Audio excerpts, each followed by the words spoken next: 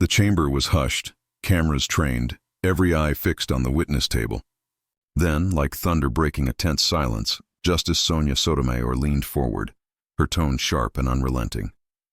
With carefully chosen words, she pressed Jasmine Crockett with a challenge that cut straight to the heart of the debate. Before the echoes of her question had even faded, Justice Neil Gorsuch swooped in, his voice crisp, precise, and pointed. It wasn't just one justice grilling her. It was two of the highest legal minds in America, teaming up as if to corner her in front of the nation. The room shifted. Reporters lifted pens, staffers leaned forward, and a ripple of anticipation spread through the crowd.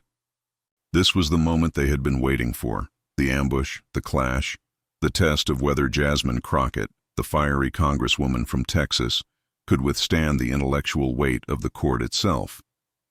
Two justices, bipartisan yet united in pressure, had placed her in the hottest of hot seats, and yet Jasmine did not flinch. She didn't rush, she didn't stumble. She sat in the storm with a stillness that commanded more power than any shouted rebuttal.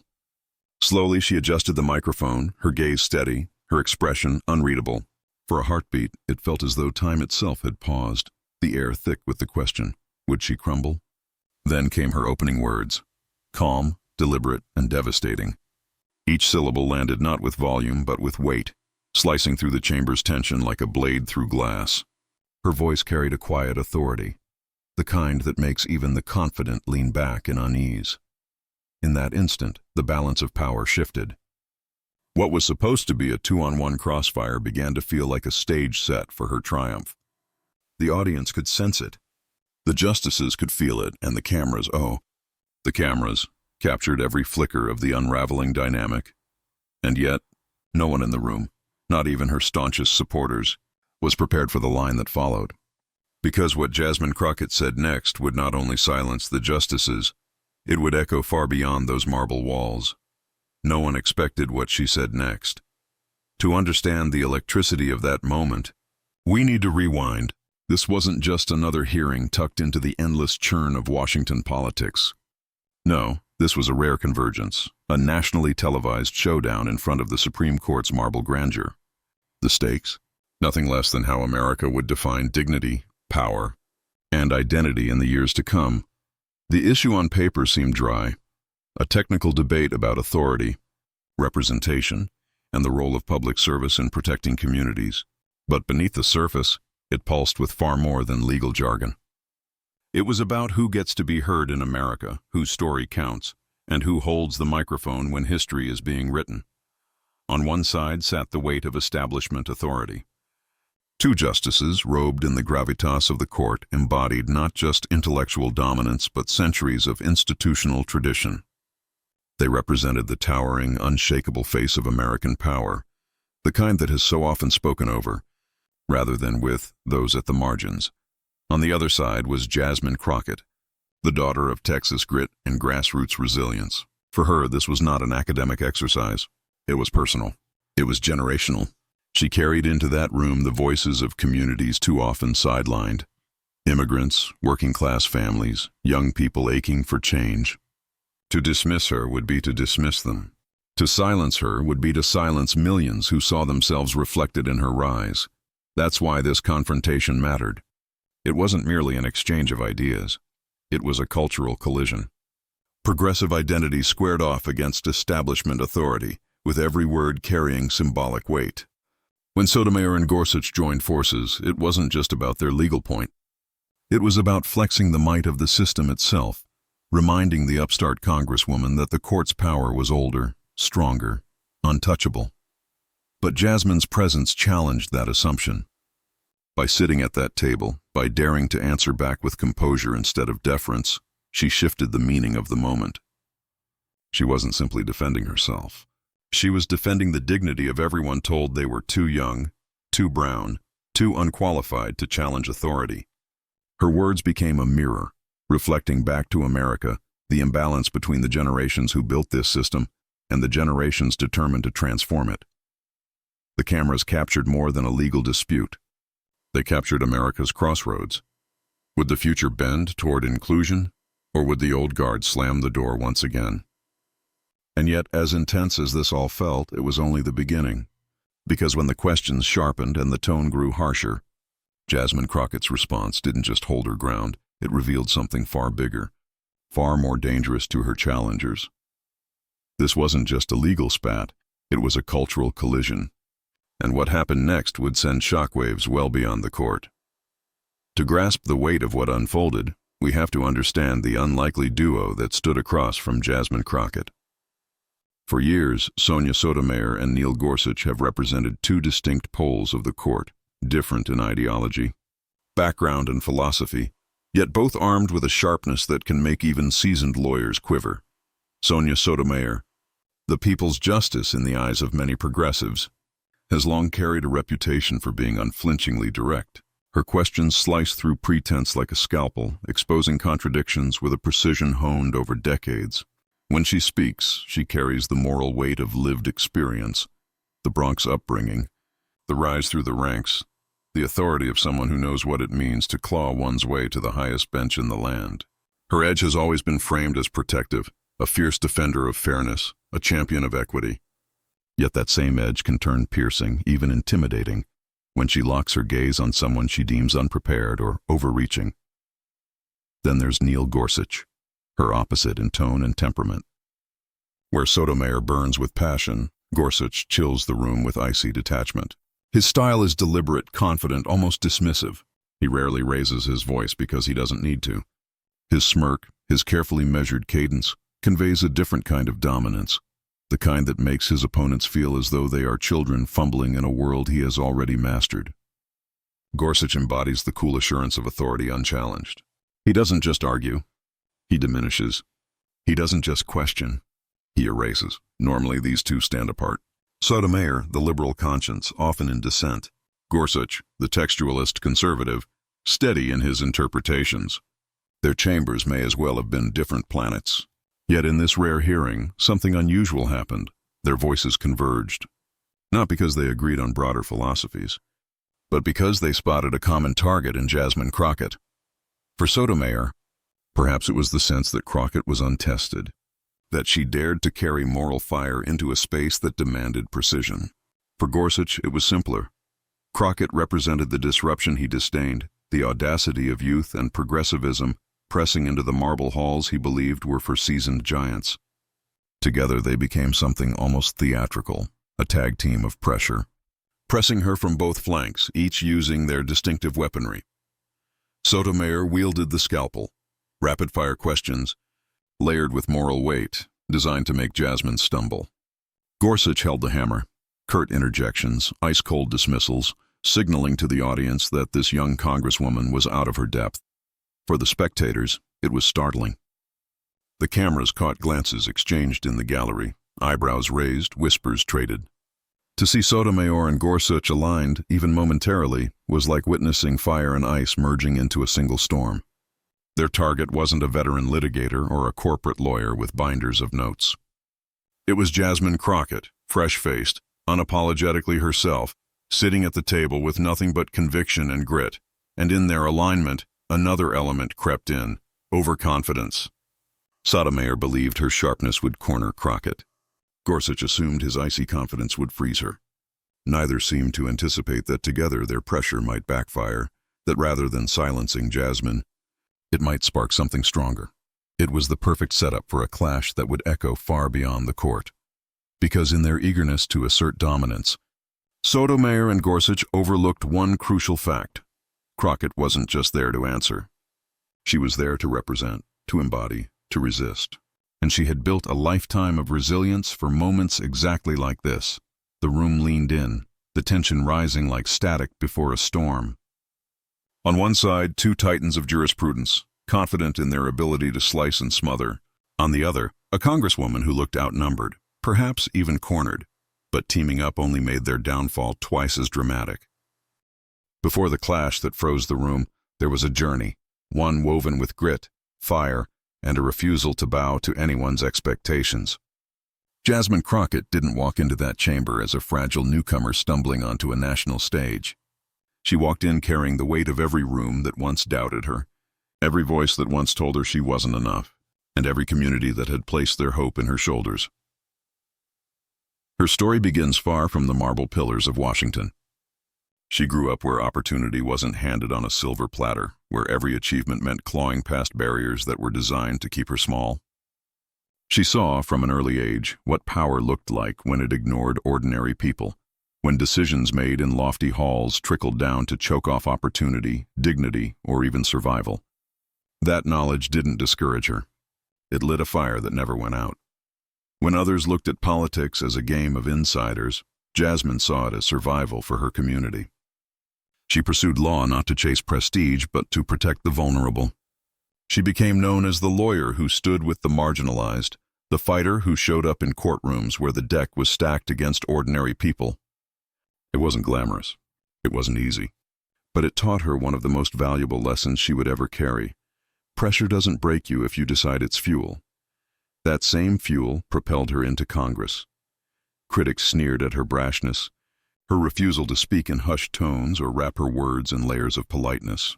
She wasn't polished in the way the establishment demanded, and that was exactly the point.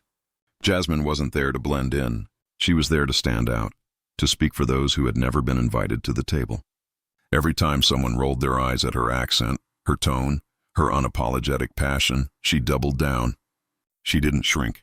She expanded, and with every debate, every headline, every confrontation, she carved out an identity, the congresswoman who refused to be intimidated. She was the woman who could take an insult, spin it into fire, and send it back twice as sharp. She didn't care if her opponents were freshman lawmakers, seasoned senators, or even Supreme Court justices. Respect wasn't something she begged for, it was something she commanded by standing firmly in her truth. Her identity wasn't just a backdrop, it was her armor. As a black woman in the halls of power, she knew that her very presence rattled those who were used to seeing faces like hers only in the galleries, never at the microphone. She wore her identity like a badge, not a burden. To Jasmine, representation wasn't symbolic, it was war. Every word she spoke was a declaration that the future would not be dictated solely by the old guard. It would be shared, reshaped, reclaimed, and that unapologetic style wasn't bravado. It was survival perfected into art. She had faced ridicule before, the kind that tried to dismiss her as loud, angry, uneducated. Each insult rolled off her back and into her arsenal. Where others wilted under contempt, Jasmine sharpened herself. Where others second-guessed their place, Jasmine planted her feet deeper. By the time she walked into that chamber to face Sotomayor and Gorsuch, she wasn't wondering if she belonged. She knew she did, and she was ready to prove it. Her allies admired her courage. Her critics feared her unpredictability. The public?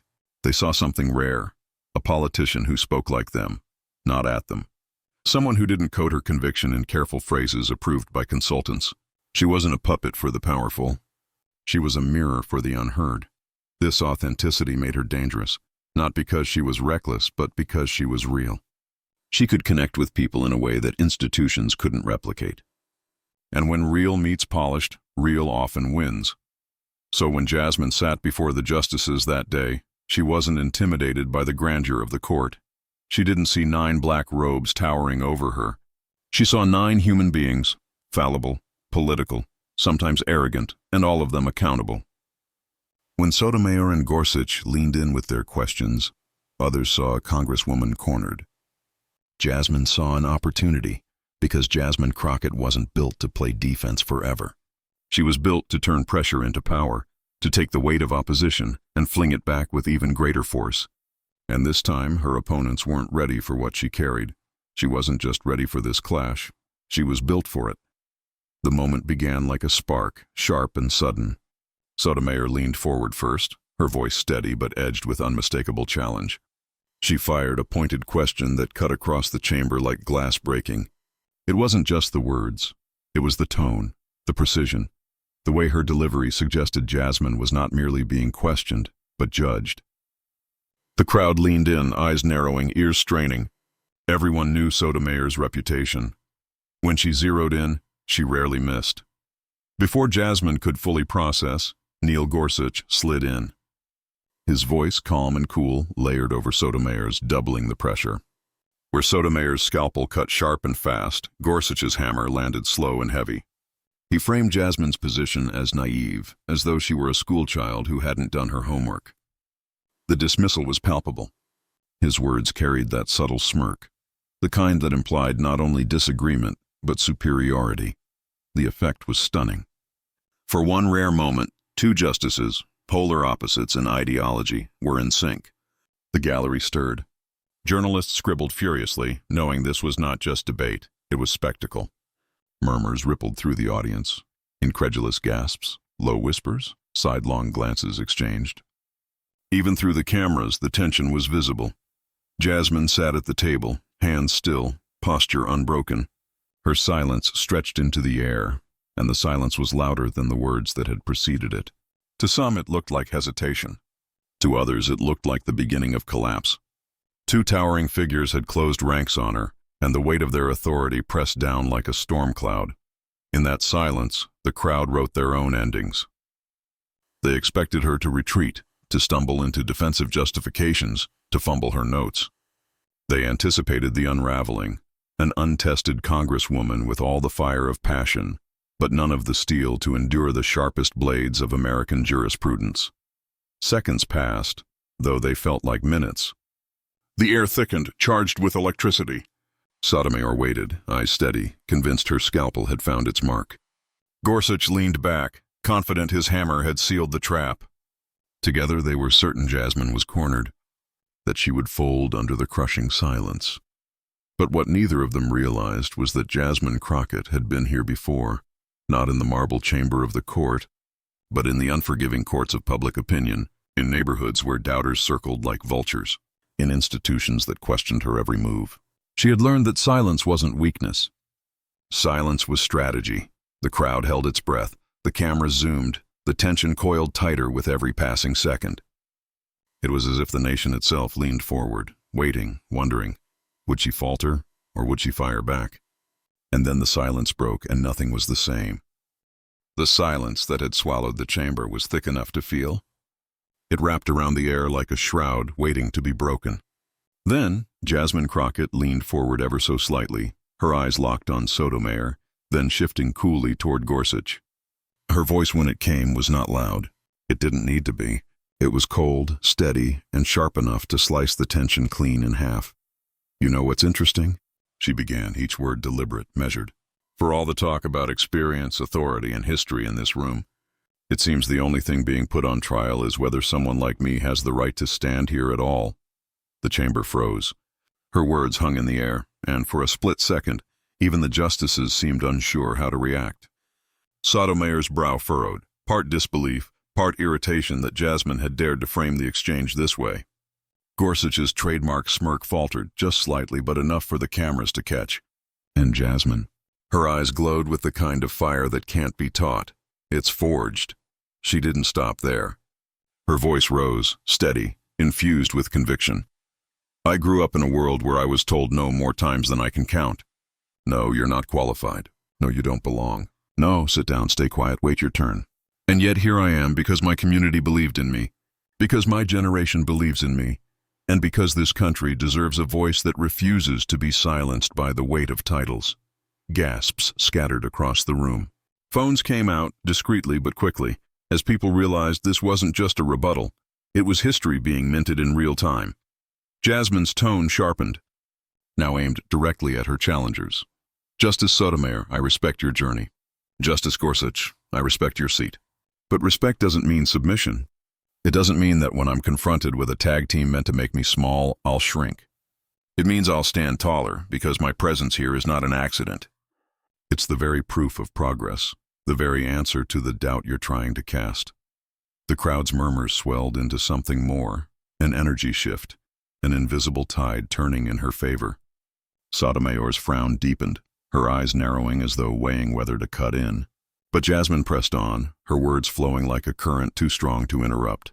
This country was built on debates, on disagreements, on clashing visions, but it only moves forward when new voices refuse to be drowned out by the old chorus. You may see me as untested.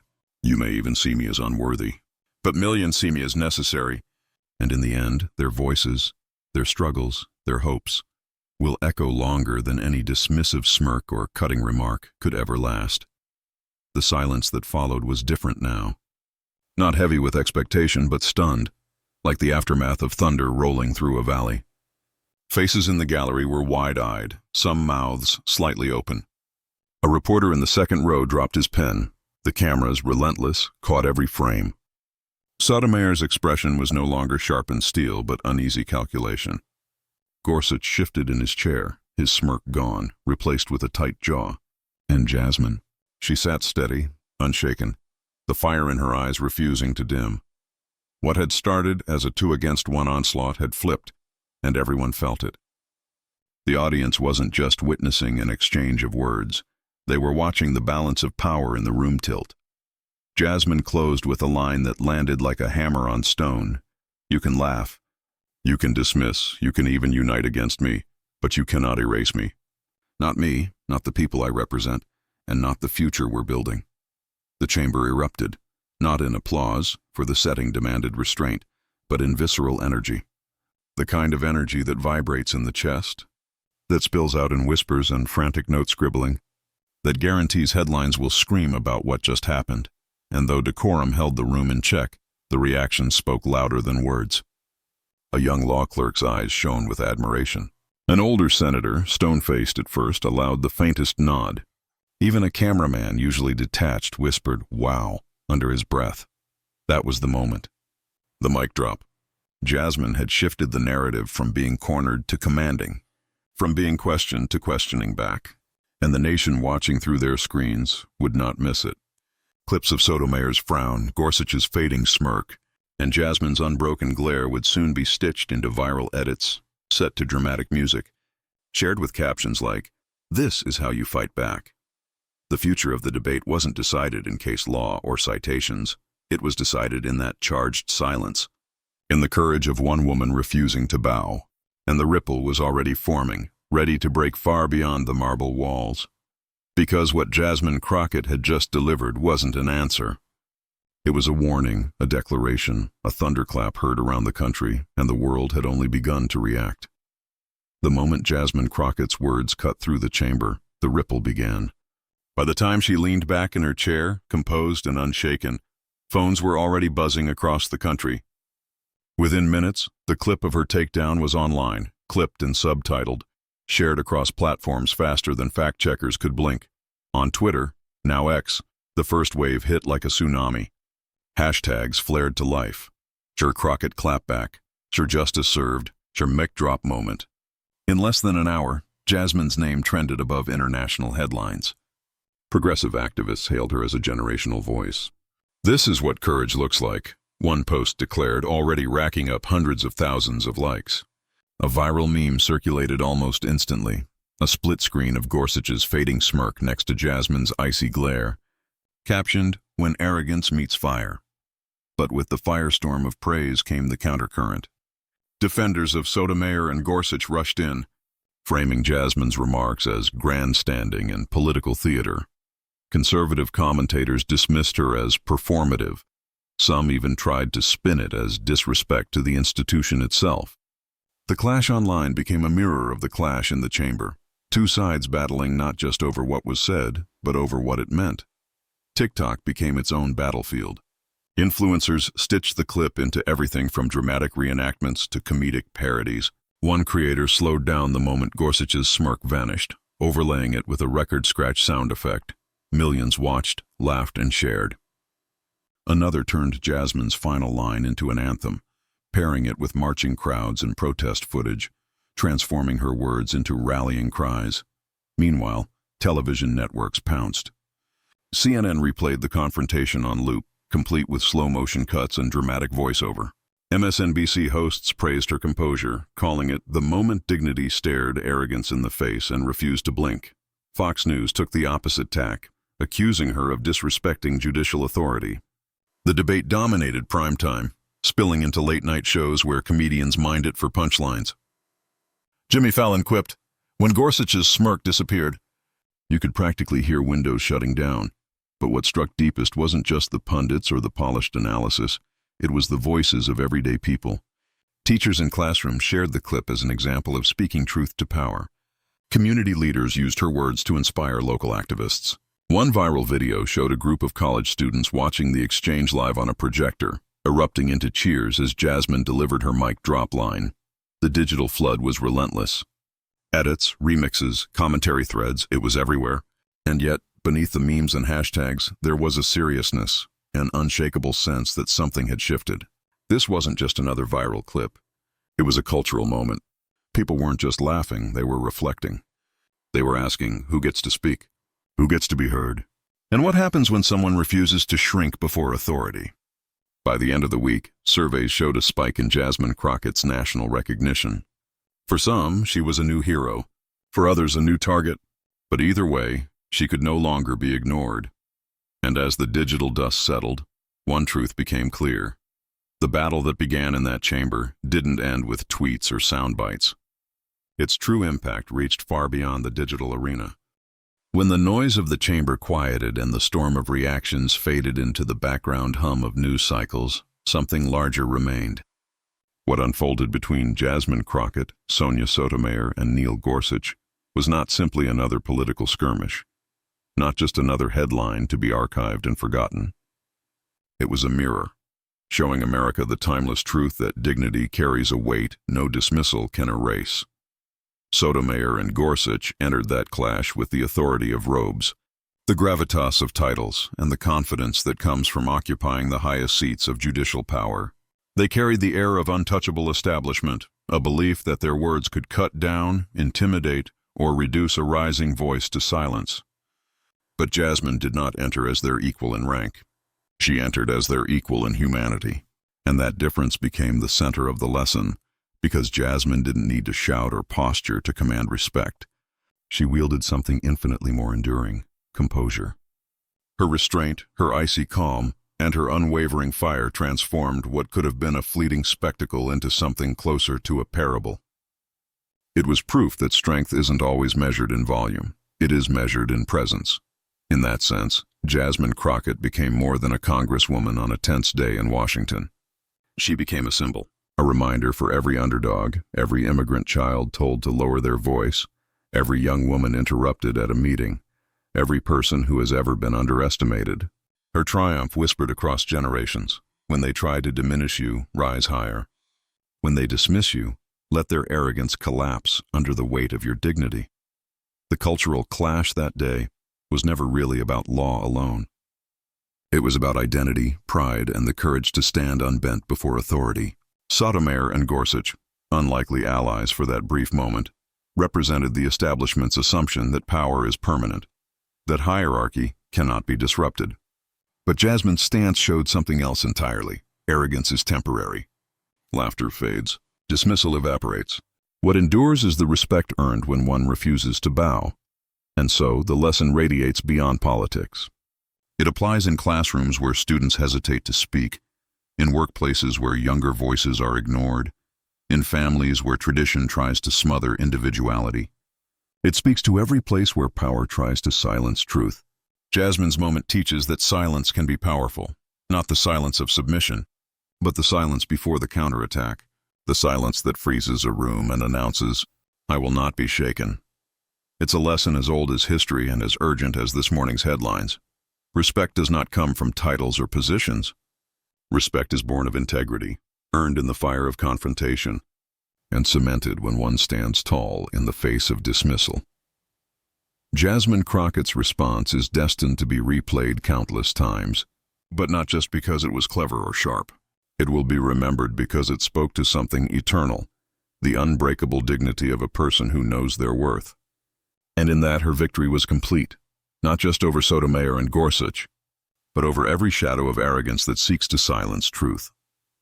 For the progressive audience who cheered her on, the moral lands like a drumbeat. The fight is bigger than a single debate, bigger than politics itself. It's about claiming space where space is denied, about refusing to shrink when power looms large. It's about knowing that courage, wielded with dignity, always outlasts arrogance. And so, the cultural memory of that day settles into one simple line, destined to echo. When underestimated, rise higher. That is the universal takeaway, the flame carried forward. Because while arrogance may roar, only dignity endures. So in the end, the story was simple, yet unforgettable, two towering figures of the court. Sonia Sotomayor and Gorsuch set their sights on Jasmine Crockett. They believed their alliance, their sharp words, and their authority would corner her. But instead of breaking, Jasmine dismantled them both, calmly, surgically, and with the kind of composure that turned the chamber into a stage for something much greater than politics. This wasn't just a moment in Washington. It was a message to everyone watching. When arrogance joins forces, dignity can still win. When two voices of power try to define you, your truth can still rise higher. Jasmine showed us that the measure of strength isn't found in titles, robes, or reputation. It's found in the fire of knowing who you are and refusing to shrink. That's why her response wasn't just a clap back. It was a roadmap. A call to anyone who has ever been silenced, underestimated, or told to stay in their place. Her triumph says, you don't have to play small. You don't have to accept dismissal. You can stand firm, and when you do, you change the story. And now that's where you come in. If this story resonated, if it lit something in you, don't let it stop here. Subscribe so you never miss the moments that matter. Share this video so the lesson spreads beyond these walls. And most of all, carry it into your own life. Stand for truth in your classrooms, your workplaces, your families, your communities. Because every time dignity refuses to bow, the balance of power shifts. This is more than a channel. It's a movement, and together we rise higher. Description: